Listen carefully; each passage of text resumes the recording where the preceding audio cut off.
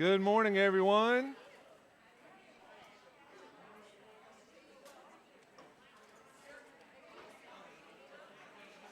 Let's try this again. Good morning, everybody. Good to see you all. Thanks for coming in, being here on an icy Sunday morning.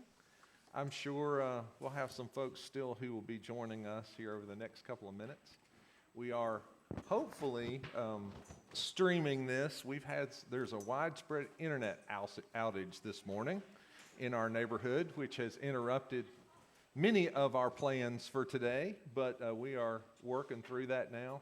And Kevin and Daniel, I think, have us up and online. So hopefully we are welcoming folks who are streaming with us this morning as well. If not, we're welcoming them to a recorded version of what we're about to do. So one way or the other, they'll be able to join us. One thing we would ask you to do for just a little housekeeping this morning, there are some index cards on your tables. If you would simply write your name, and if you are in a Sunday school class, the name of that Sunday school class, and just leave that in the center of the table, we would appreciate that so we can know that you've been here with us. If you are online with us, you'll have an opportunity to submit a form a little bit later, and we'll know that you were with us as well. So if you'll take a minute and do that, and while you're at it, just make sure that everybody sitting at your table knows everybody else sitting at your table.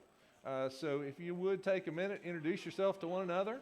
Make sure that you know who you're doing this with this morning.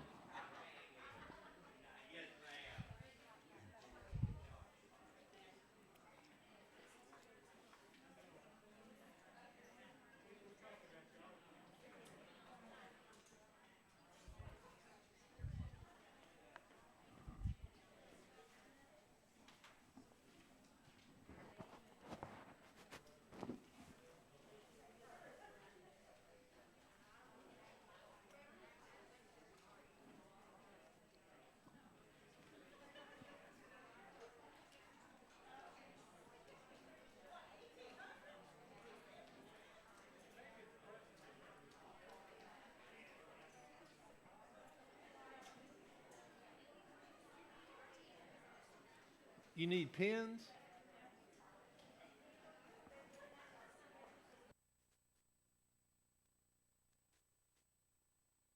I didn't hear what you said. As you're coming in, if you will, there's some note cards on the table. If you will just write your name and the name of your Sunday school class on that note card and leave it in the center of the table. And if you're not in the Sunday school class, just write your name and leave it in the center of the table. We just want to know that you were here today.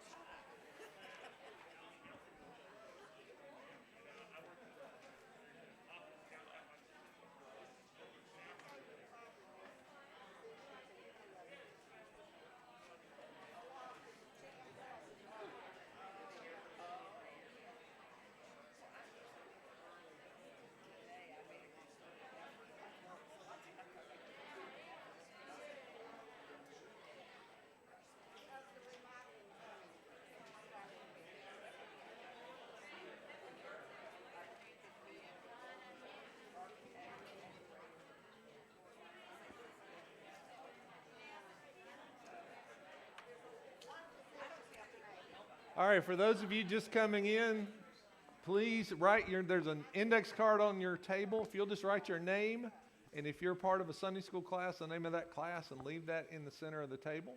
And make sure, if you're sitting with folks, if there's a face and or mask there that you don't recognize, introduce yourself to one another, and so that we kind of know who we're doing this with this morning.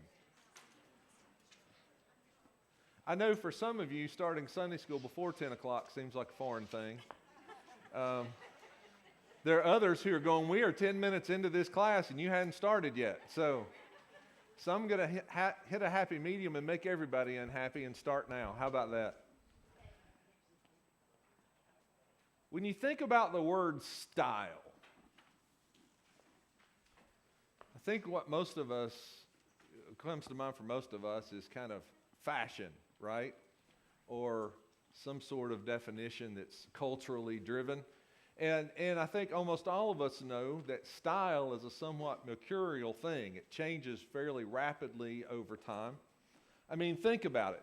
Gentlemen, how many of you, and you don't have to raise your hand and admit to this, but how many of you still have a leisure suit hanging in your closet? Don't admit it.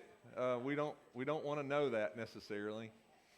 Or maybe a little bit later, how many of you still have one of those Don Johnson Miami Vice linen jackets that you could roll the sleeves up, hanging in a closet somewhere? I had one of those. I wore it for way too long, probably.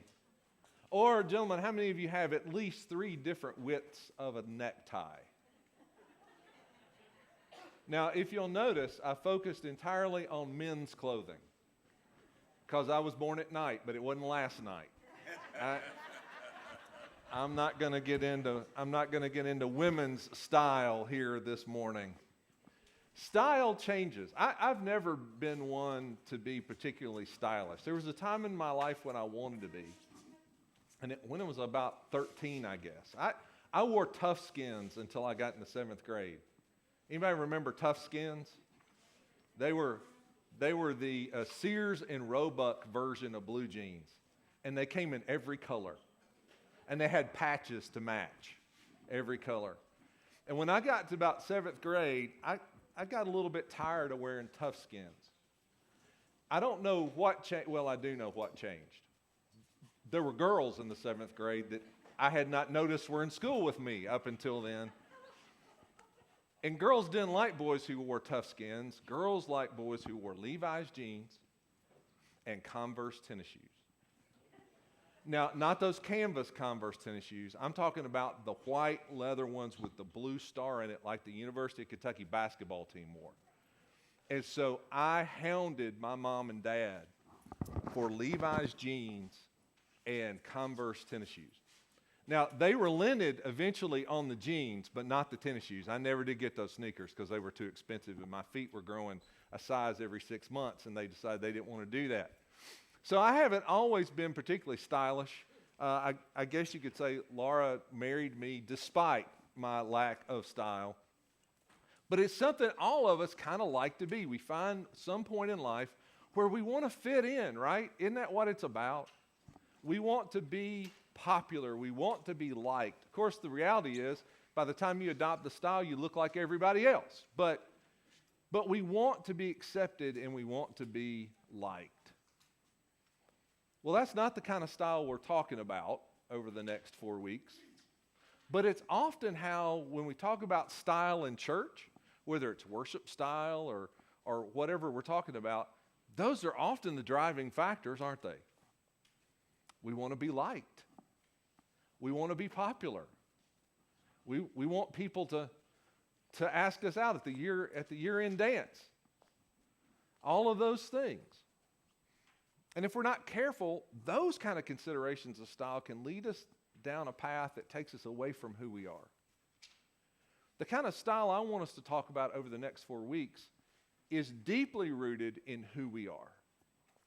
And so a better word really is not spiritual style, but spiritual type. What is your spiritual type? Now, I would say, first of all, everybody has one.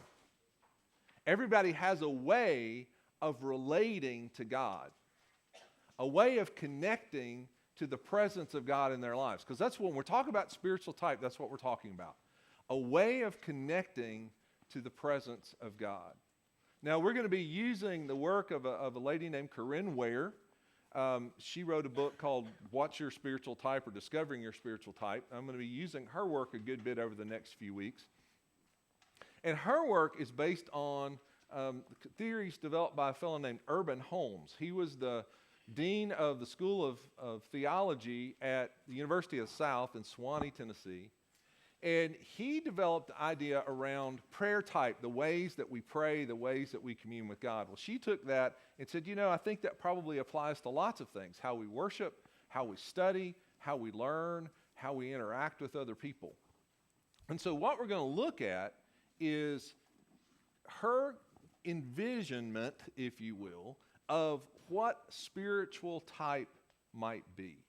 And so we're going to spend a little time developing that over the next few weeks. And I want to just read to you a little bit from her book, from the first chapter, where she kind of describes why this is important. She says this: have you ever been in a worship service where you felt you did not fit? Those around you were nice enough, they appeared to be sincere, but something was lacking. You left feeling your spiritual needs had not been met. Perhaps you were very satisfied with your worshiping community, their religious expression. But you may be puzzled that others seem less content than you. They agitate for change in ways you find disruptive. Why do they seem so out of joint with what you find spiritually nourishing? Or you may be a worship leader, a program planner, a member of a staff committee. Why is it that some in the congregation are satisfied, even enthusiastic about the style of worship and the congregational activities, while others range from apathetic to downright hostile?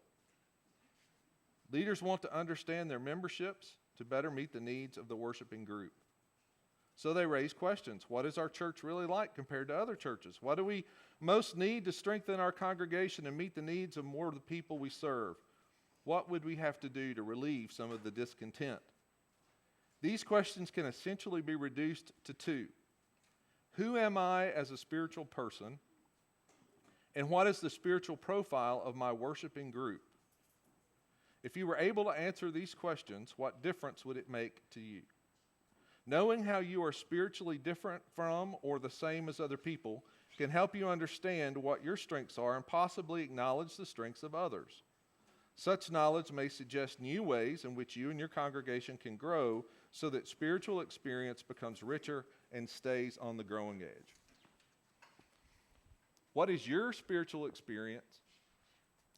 And what is the spiritual experience of the congregation together? How can we build a profile of those two things to understand better who we are in worship with one another and how each one of us individually connects with the worship experience?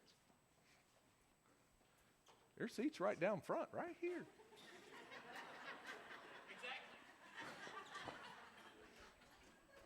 One spiritual type is Baptist, always sits in the back of the room. That's what. Page 3, that's right up front. So what we're going to do over these next 4 weeks is exploration. For you to kind of understand, how do I connect? What is important to me about how we worship together? And at the same time, try to get a picture of what that means for all of us together as a congregation to see how all of us connect and worship best. And so it's a time of discovery. And in that way, it fits into what we're doing on Wednesday nights and what we've been doing on Sunday mornings to try to learn more about who we are as a congregation in an effort to understand the gifts and the abilities and the passions that God's placed here to give us some indication of what God wants us to be and where God wants us to go. So that's what we're doing. To give you an idea of the agenda over the next few weeks, this week, what is spiritual type and do I have one? The answer to the second point is yes, and we'll talk about what that is in a moment. Next week is what is your spiritual type? And I'm going to, one of the things you picked up today is a spiritual type selector, it's called, and we'll talk about how you do that and what we're going to do with that in a minute. Section 3, what do I do with myself? How do you use that understanding of yourself to enhance your own spiritual growth? What does it tell you about areas where you might be fed, areas where you might need to work on certain possibilities and certain new practices? And then session 4, how shall we worship? To talk about what all of that means for how we will worship together. So that's kind of what we're headed. But before we do that, we need to understand this typology that Ware's given us before we move along too much further. So if you'll take out the sheet that looks like this, it's the first sheet you picked up out there. Hopefully everybody picked up that information. This is entitled The Spirituality Wheel. Now, we're going to talk about all of this in a minute, but the first thing I want you to notice is the shape of it. It's a circle, and that's intentional. It's to indicate a sense of wholeness. It's so, to some extent, all of us need to have ways of connecting with God that complete the circle. We're only whole as we have all of these experiences. Now, you may lean toward one more than another. One may be more important to you or more effective than another. But the reality is that individually, we need to have the ability to have all these kind of experiences. And to some extent, an opposite can be a growth point. We'll talk about that more in a minute. But also, when we look at the congregation, this will encompass all of the congregation because we're all different. And we're all going to land differently in these types. And so the fact that we're all here together is important. Next week, we'll talk about the difference in inclusion and individuation. In other words, that it's necessary for all of us to have all of these a little bit, but it's also important that we know who we are individually. And we'll talk about those concepts a little bit more next week. So everything in the circle matters. That's the first thing you need to know. Then there are two different axes there, the horizontal axis and the vertical axis. So the vertical axis, let's talk about first. On the north end of that, you have what Ware and Holmes call speculative spirituality. Now, speculative doesn't mean stock speculation or real estate speculation, but it means that we think about things spiritually first. That our first move is intellectual. That it's more about concepts and propositions and words, for instance, are most important to you in your spiritual experience in the way that you interact with God or in the way that you worship. On the south end of that, Ware refers to that as affective spirituality, and this is more emotional. That you feel, that you respond more emotionally to begin with. Now, if you think about that, that's true of a lot of things for most of us in life. And you may have some initial kind of indication of, yeah, I'm more of a head person or I'm more of a heart person. That's the way to kind of shorthand that approach is I tend to be thinking in my spirituality. I tend to be feeling in my spirituality. On this particular axis, you may get echoes of Myers-Briggs. How many of you have ever done a Myers-Briggs assessment that kind of based on Jungian psychology? And so if that's true, then that top part is somewhat, and I don't want to say they're exactly correspondent. They don't correlate exactly, but that somewhat correlates to that T in the Myers-Briggs, more thinking, and on the bottom, that F, more feeling. So you get that idea. If you've had that experience, maybe that helps you understand that a little bit better. And then on the horizontal axis, you get these two great words, apophatic and cataphatic. Those are words you use just about every day, aren't they? You walk around, well, that was an apophatic experience. You can throw that out at the next luncheon and just see what happens. Just walk down the office and say, well, that's a very apophatic thing you're doing right there. And they'll think you're highly intelligent and educated. Well, those obviously are Greek terms. On the right, the word cataphatic comes from a Greek word that basically means to affirm. And so spirituality that is more cataphatic is one that's saying, I am affirming what God has revealed. God has revealed God's self in these ways, and I'm simply affirming, yes, that is true. So you're based on God has revealed God's self in particular ways. And we'll talk about some of those in a minute. But if you think about the fact that if you tend to be more intellectual and that God has revealed God's self, then you're going to be one of those folks that what does the Bible say and why does it say what it says? It's going to be more about the words. And this is God's revelation in these words, and that's how I primarily understand who God is. The other side of that is apophatic, which again comes from a Greek word that primarily means emptying. which means that you're on that side of spirituality that says, I don't really know who God is, but I sure would like to find out. It's more about understanding God as mystery. Now, we all know, and this goes back to this circle idea, God has revealed God's self, but God's also incredibly mysterious. Both of those things are true. So none of this is about what's true about God or not. It's about how we come to understand it. It's so, for some people, they live most of the time on where has God revealed God's self. And then on the other side, there are people who live over there going, there's got to be something new. There's got to be something more. There's got to be some sort of mystery out there. So these are the two axes along which we kind of travel. So it creates these quadrants. And she numbers them 1, 2, 3, and 4.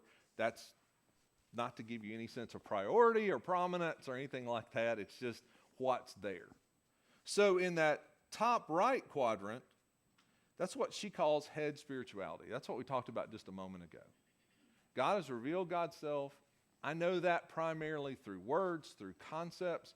Folks who are big into doctrine and theology, and we'll talk about some examples of this in a moment, but you get the idea. Down in quadrant 2, that's more of a heart spirituality.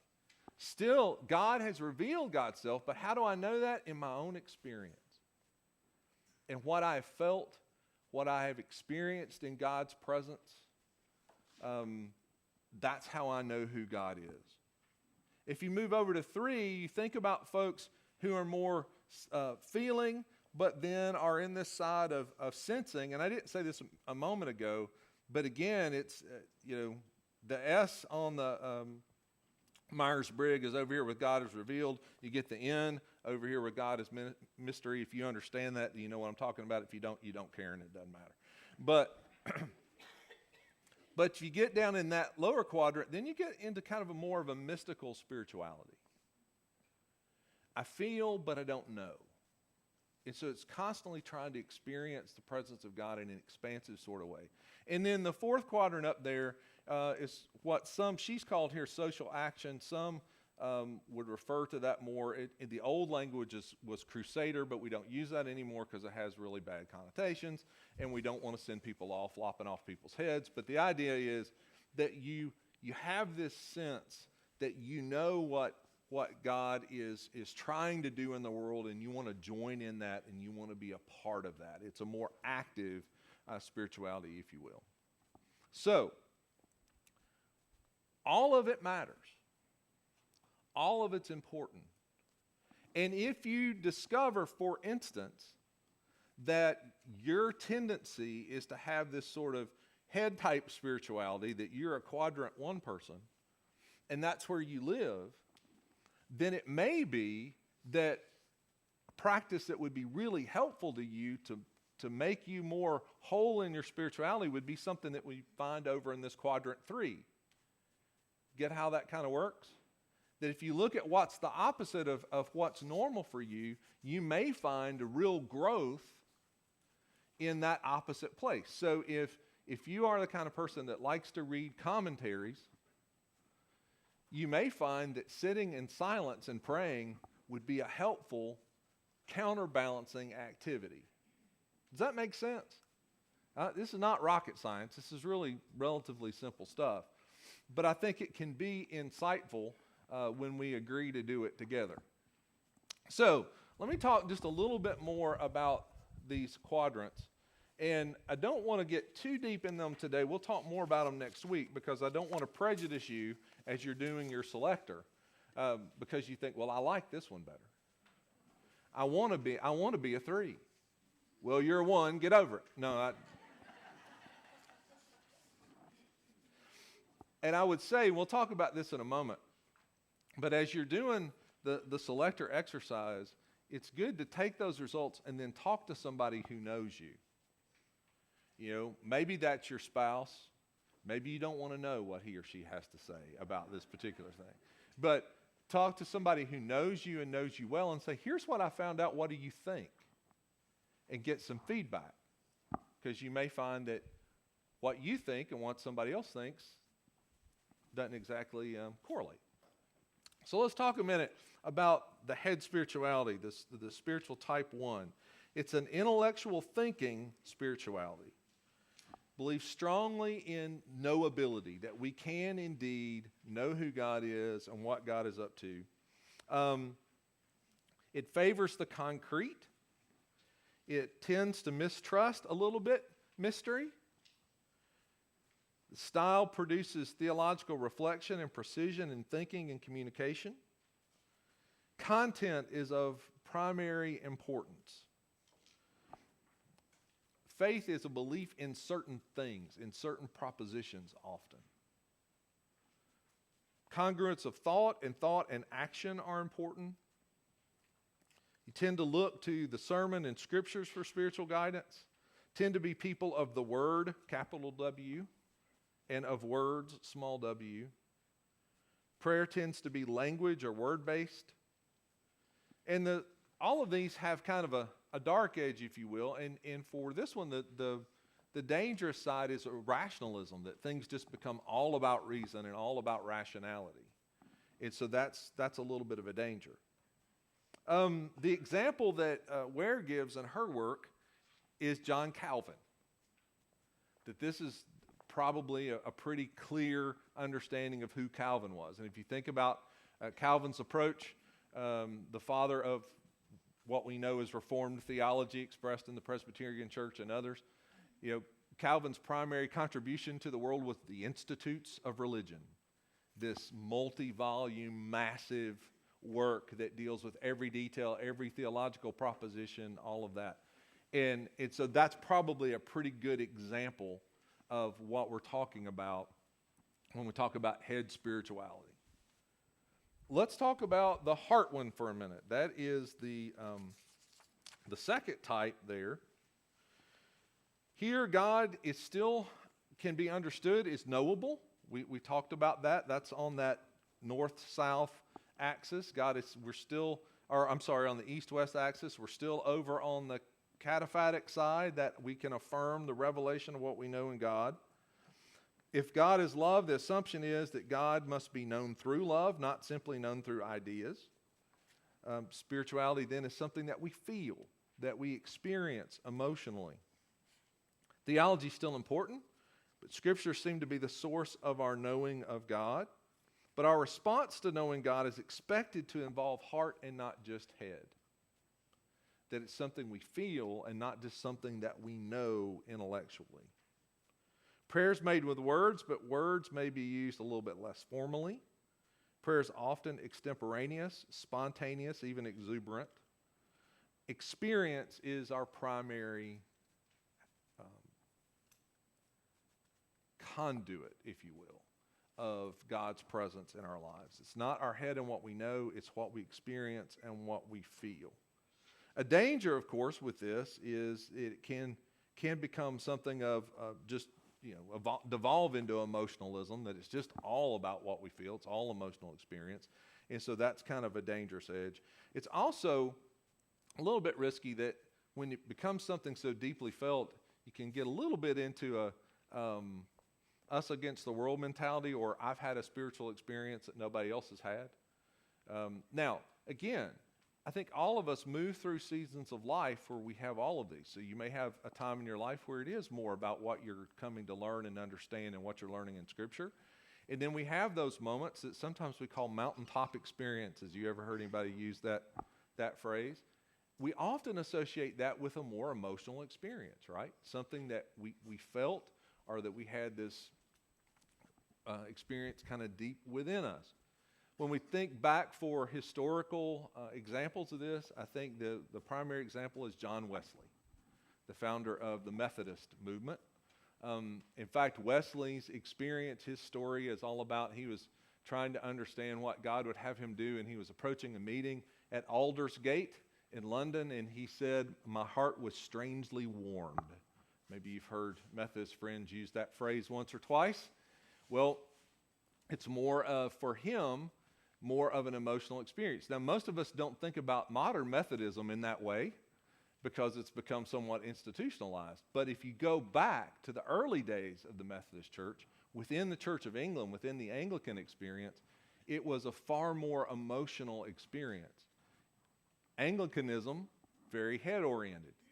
The Methodist Church within that was saying, no, there has to be more than this. We have to be experiencing some sort of emotional response as well. I think for many of us who grew up in Protestant churches in the South, the heart experience with what we would have in revivals, right? Revivals were always more pushing toward that heart experience. Sunday school dealt with your head. Revivals dealt with your heart. That's what we were trying to get at, was having those kind of emotive experiences. So that's another spiritual type, if you will, that focuses primarily on those things. All right, let's look at the third one, kind of mystical spirituality. Emphasizes the mystery of faith and the ultimate unknowability of God.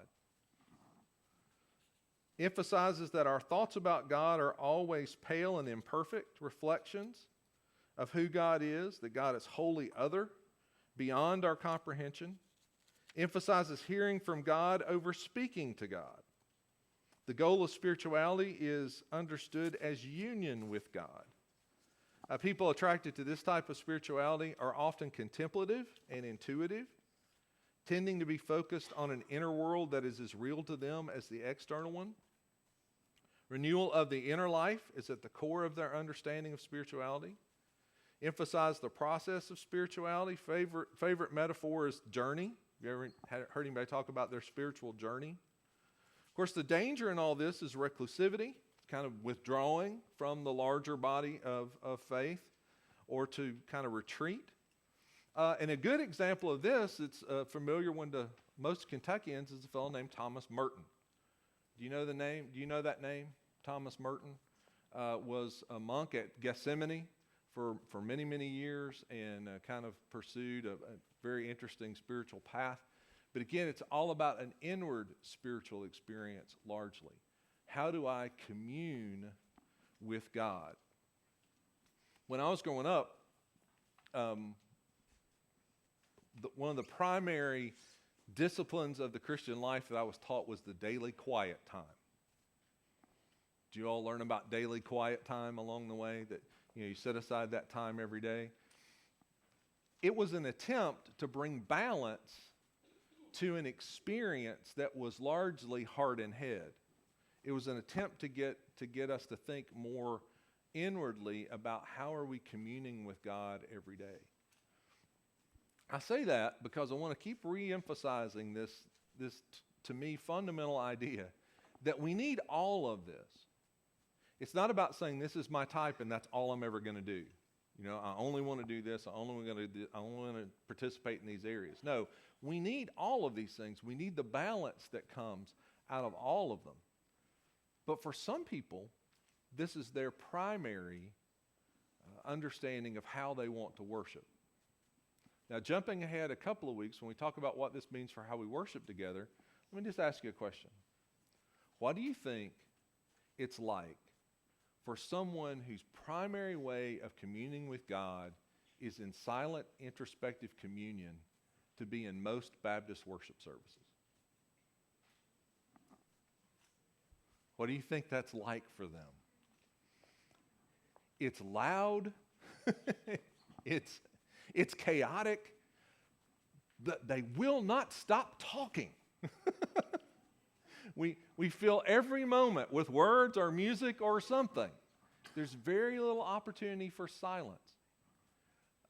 Several years ago at 2nd Avenue, we began a Lenten practice on Sunday mornings where we would have, during the season of Lent, recognizing that some people need this, we had times of silence in the worship service. And the first time we did it, we just did it for a minute. I told our minister of music, I said, no, don't wait more than a minute. They'll come apart at every seam if we're silent for more. Just do it for a minute. We did it for 1 minute, and I had 4 people. If you do that again, I'm not coming back, What was that about? I heard everybody breathing.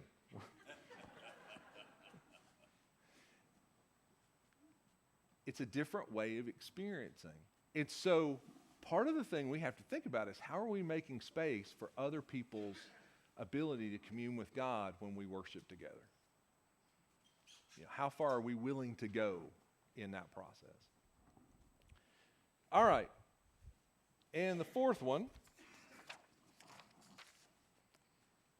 mystical experience is coupled with an intellectual mode of gathering data. Okay, let me unpack that just a minute. In this fourth quadrant, you have, remember, the kind of more speculative intellectual idea, but it's also over on a mystery kind of side, which makes it a little bit of an odd combination when you think about it. But what happens here is that God is not necessarily fully knowable, but the way we begin to understand more about God is how we experience God in the world. We gather data. What do we see God doing? How do we see God working? And so what does that tell us about who God is? And we get that by getting out there and working with God. That's what this type 4 is kind of built around. The result is that you get somebody who's kind of an active visionary. They're deeply focused. People of this type often minimize denominational affiliation. They're more interested in what's happening locally, what's happening right around them. The goal is simply to obey God and in so doing transform society by contributing to the establishment of God's kingdom. They often equate prayer and theology with action. Have you ever heard anybody say, well, when I'm doing that, I'm praying? When I'm serving someone, I'm praying? That's an act of prayer? That tends to be reflective of this particular type. Spiritual danger lies in kind of a moralism. Everybody else is wrong and I'm right, and I'm out here to change the world and prove that I'm the right one and they're the wrong one. That's the dangerous edge to this. And the example that they offer here, I think is an interesting one. It's St. Francis. Arguably could be a mystic, but the statement here as well, but when you think about it, what Francis did was move out into the world, and it said things like, when you're preaching a sermon, if you have to, use words. But the idea was what you do, how you interact with the world, is how you learn about what God's up to in the world. So, these are the ideas. Now, you may be thinking, I kind of already know where I am. I kind of already know where I fit in with that. And you may be right. But I would like for you to put that aside for a moment and do this spirituality type selector. Now, here's what we're going to do. Knowing that we have some folks who need to go get ready for the worship service here in a minute, for our choir folks, I didn't want them to miss any of the presentation. So for those of you who need to leave in a moment, this is homework. And for all of you, I want you to bring whatever your results are back with you next week. And for those of you who are online, there's a link where you can go and submit your information on a Google form so that we'll have it all here with us next week, because it's important that we see the overall picture. So here's what you're going to do. You have this called the spirituality wheel, a spiritual type selector. And you can read the instructions and probably do just fine, but I think I'll go ahead and tell you anyway what to do. So here's how this works. You'll see you have you have an answer sheet with 2 circles on it. The top one says personal style, and the bottom one says congregational style. Everybody have that sheet? Should be the last page you have. So, for the sake of being overly pedantic, the first time you go through the selector, you're just thinking about your own personal style, right? What applies to you? The second time you go through it, guess what you're thinking about? The congregation. Very good. You are awake on a Sunday morning. That's a good thing. You're thinking about, how do I answer this for my church? How do you think the church feels about this particular statement? So what you have are 4 statements in each category. And what I would encourage you to do is the first time, just go through and read them. Don't answer them. Just kind of read them, get a feel for the way it's laid out, the kind of statements it's making. Then the next time, go back through and circle 1 or 2 or however many of those apply to you. This is not a forced choice instrument for those of you accustomed to doing this kind of work. This is, you can choose more than one. That's okay. Then after you've done that and you kind of have made your choices, then you want to go back, and here's what you do with the wheel. You draw a line from the center just out as a spoke in that quadrant for everything you've circled in that quadrant. So you go back through, and if you've circled, a 1, then you just take your pen and you just draw a line out there in the 1. You can't see that. We had slides for you this morning, by the way, but we have a citywide internet outage at the moment, and so our technology is not functioning this morning like it was intended to. So anyway, so you just draw a line for every one of those things that you circle in that quadrant, and then you basically have spokes coming out of that wheel, and you're creating a pictograph, right, where you can go back and look and see how many times did you respond in those individual quadrants. Does that make sense? Everybody understand? Yes, ma'am? That's a very good distinction. Thank you, Abby. This is for how things are right now. How you see your own self right now, how you see the congregation right now. This is not aspirational. This is just the way things are at the moment. Thank you. That's a very important distinction. Okay? Any other questions about that? Okay, so I'm going to give you a little time to do that this morning, knowing that we'll have some who'll need to go and get ready for worship that's coming. But what I want to invite you to do is make sure you bring this back with you next week, because it's important that we kind of share our results with one another so that we can see where we are as a church. And again, if you're online with us this morning or later, there is a place on there to click the Google form, and you can go in and fill that out with your results, and we'll be able to include that as well. Yes? What if you find yourself, you mentioned you can circle more than one answer? Sure. Okay, so what if you find yourself in your personal or congregation, you see 2 options and you can't decide which, do you do a line for each one? Yes. Put a line in both places. Yeah, so you may, I think, there are 10 options. There are some optional questions there toward the end that may or may not, seem important to you. That's fine. But I think there are 10 standard ones. You may have 12 lines. You may have 15 lines. That's okay. It's just about giving you a sense of where you think you are, because ultimately it's all about how do you see yourself, right? It's not what the indicator says. And like I said, take those results and talk to people who know you and say, does that seem right? I mean, David, ask Sue what she thinks for once and listen to her. And she's probably going to be right.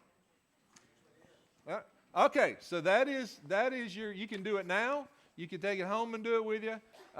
But that'll wrap us up for today. And then next week, we're going to come back and talk about what you've learned. And I'll stay here if you have any questions.